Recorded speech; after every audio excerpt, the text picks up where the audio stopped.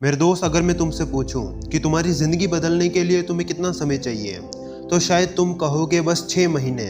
लेकिन मैं तुमसे फिर से पूछता हूं कि आज से 6 महीने पहले भी तुमने यही बात कही थी और आज भी यही कह रहे हो। ऐसा क्यों? तो शायद आपके पास इसका कोई जवाब नहीं होगा, लेकिन मेरे पास है। जैसे मेरे दोस्त, अपने मन में ज़रा ये सोचो कि आज से 1 साल पहले तुम कैसे थे, तुम्हारे अंदर क्या क्या कमजोरी थी, तुम किस खेल में बेहतर बनना चाहते थे। जैसे हो सकता है कि तुम्हारी सोच रही हो कि मुझे हर दिन एक्सरसाइज करके अपने शरीर को पावरफुल बनाना है, बुक्स पढ़ के अपने दिमाग को पहले से बेहतर करना है, अपने काम को करके अपनी फाइनेंशियल कंडीशन सही करनी है। लेकिन ज़रा आज अपने आप को देखो कि क्या वाकई में तुम बदल गए। तुमने जो जो सोचा था क्या वो हुआ? जैसे हो सकता है कि तुमने जो सोचा था उसमें से आज कुछ तो कुछ इम्प्रूव हुआ हो। जैसे हो सकता है कि तुमने उस 1 साल में अच्छी खासी बॉडी बना ली हो, बहुत सारी बुक्स पढ़कर अपने दिमाग को पावरफुल कर लिया हो, या अपने काम में 80% एक्शन लेकर तुमने वो सफलता हासिल कर ली हो, या फिर अपनी फाइनेंशियल कंडीशन सही कर ली हो। लेकिन असल सच्चाई तो यही कहती है कि तुम उस 1 साल में भी कुछ नहीं उखाड़ पाए और अब सिर्फ इन 6 महीनों से उम्मीद लगा कर बैठे हो कि एक दिन सब बदल जाएगा। लेकिन मेरे दोस्त, एक बात हमेशा ध्यान में रखना कि आपका जो ये सफ़र है, इस सफ़र में जो कुछ भी हो रहा है उसकी पूरी जिम्मेदारी आप पर ही निर्भर करती है। आप इसका दोष किसी दूसरे के ऊपर नहीं डाल सकते हैं। आपको किसी को दोष देने का कोई अधिकार नहीं है। यदि आपके मन में अपने समय को दोष देने का विचार आ रहा है तो यहाँ पर आपका दिमाग महामूर्ख हो चुका है। याद रखना मेरे दोस्त, तुम्हारा समय तो बेचारा हर दिन अपना काम करता गया और तुम्हें हर दिन ये एहसास दिलाता गया कि तुम्हारा वक्त निकल रहा है, लेकिन तुम एक आलसी इंसान की तरह पड़े रहे और अपनी ज़िंदगी में कुछ नहीं उखाड़ पाए। मेरे दोस्त, अगर आपको मेरी ये बातें बुरी लग रही हो तो सहन कर लेना, क्योंकि जो सच्चाई है उसे आपको सुनना ही पड़ेगा। और यदि तुम्हारे मन में अपने माता पिता को दोष देने का भी विचार आ रहा है तो ये विचार तुरंत निकाल दो, क्योंकि आपके माँ बाप की सोच तो ये थी कि यदि तो अपने घर की परिस्थितियों को भी हैंडल नहीं कर सकता तो अपने आप से क्या ही उम्मीद लगा कर बैठेगा। मेरे दोस्त, याद रखना, यदि तेरे पास अपनी उन परिस्थितियों को हैंडल करने की भी क्षमता नहीं है तो तुम्हारा कोई हक नहीं है कि अपने माता पिता को दोष दो, अपनी ज़िंदगी को दोष दो। यदि तुम उन 24 घंटों में भी कुछ नहीं उखाड़ पा रहे हो तो इन 6 महीनों से क्या ही उम्मीद रख सकते हो। याद रखना, तुम्हारा भविष्य तुमसे कह रहा है कि तुम्हारा वो समय तुम्हें हर दिन के वो 24 घंटे देता गया कि आखिर तुम इन 24 घंटों में भी कुछ उखाड़ लोगे। लेकिन तुम अपने कल के भरोसे पर निर्भर हो गए कि मेरा कल आएगा, लेकिन तुम्हारा वो कल कभी नहीं आया। तुम हर दिन टाल मटोल करते हुए आलस लेते गए, 8-8 और 15-15 घंटे की नींद लेते गए और फिर तुम अपनी ज़िंदगी को दोष देते हो कि आखिर मैं ही क्यों पीछे रह गया।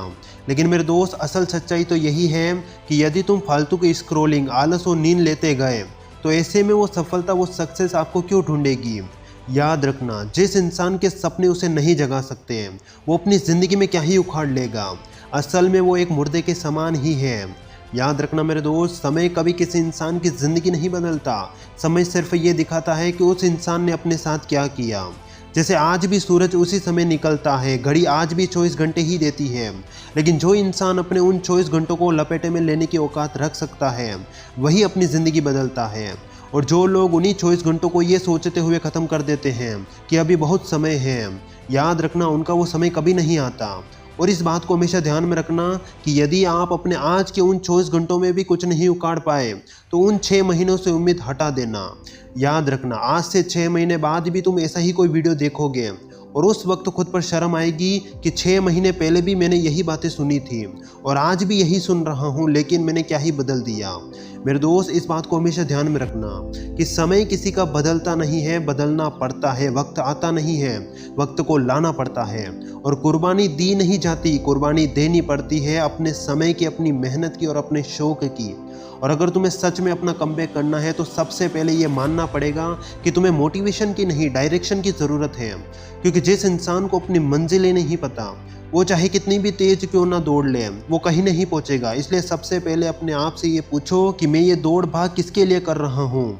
क्योंकि जिस तरह श्री हनुमान जी जब संजीवनी बूटी लेने गए तो उनका लक्ष्य, उनकी मंजिल क्लियर थी कि मुझे लक्ष्मण जी को बचाना है। श्री राम को अपनी मंजिल पता थी कि मुझे सीता को बचाने के लिए ये युद्ध करना ही होगा। और इसी तरह मेरे दोस्त, तुम्हारे दिमाग में भी अपनी मंजिल क्लियर होनी चाहिए कि मुझे अपने लिए ना सही, अपनों के लिए सफ़र में भागना ही होगा। और मेरे दोस्त, तुम आज अपने आप से ये सवाल पूछो कि मैं अपने खेल में सफल क्यों होना चाहता हूँ। क्या मैं सिर्फ पैसों के लिए दौड़ रहा हूँ या फिर सिर्फ लोगों को ये दिखाने के लिए कि मेरी भी औकात है। तो याद रखना मेरे दोस्त, इज्जत तो जूते सिलने वाले की भी होती है, कपड़े सिलने वाले की भी होती है, यदि उनका व्यवहार सही हो, यदि वो अपने काम से प्रेम करते हो। लेकिन तुम तो ज़बरदस्ती अपने खेल को खेल रहे हो, ना कोई प्रेम है ना कोई व्यवहार, तुम सिर्फ पैसा देख रहे हो और इसी कारण तुम्हें वो सफलता नहीं मिल रही। लेकिन यदि तुम अंदर से अपने खेल को महसूस कर पाते हो, अपने खेल के कण कण से प्रेम करते हो, अपनी पूरी आत्मा उसमें लगा देते हो, तो असल में ईश्वर भी आपको रोक नहीं सकते सफल होने से। और एक बात हमेशा ध्यान में रखना कि सिर्फ लक्ष्य पता होना ये कोई खेल का नियम नहीं है, बल्कि अपने लक्ष्य के ऊपर एक्शन लेना यही असली कमबैक कहलाता है। कुल मिलाकर आपको ऐसे वीडियो बिल्कुल भी नहीं देखने हैं जो ये कहते हैं कि सफल होने के लिए 6 महीने या 1 साल काफ़ी है। बल्कि मैं तो यही कहूँगा कि यदि तेरी औकात नहीं है, दम नहीं है अपने आज के उन 24 घंटों को लपेटे में लेने की, तो तेरा खेल तुझसे क्या ही उम्मीद रख सकता है। वो तुझे 5 साल भी दे दे तो भी वो तुझे कम लगेंगे। याद रखना मेरे दोस्त, जिस तरह सूर्य अपने उदय होने का डिसिप्लिन नहीं भूलता, अर्जुन अपने लक्ष्य पर फोकस करने का हुनर नहीं भूलता, उसी तरह तुम्हें भी अपने आज के इन 24 घंटों को लपेटे में लेने की औकात नहीं भूलनी है। कुल मिलाकर मेरे दोस्त, तो अपने आज के इन 24 घंटों को रगड़ के लपेटे में ले ले, क्योंकि कल का सूर्योदय कैसा रहेगा ये कोई नहीं जानता। धन्यवाद।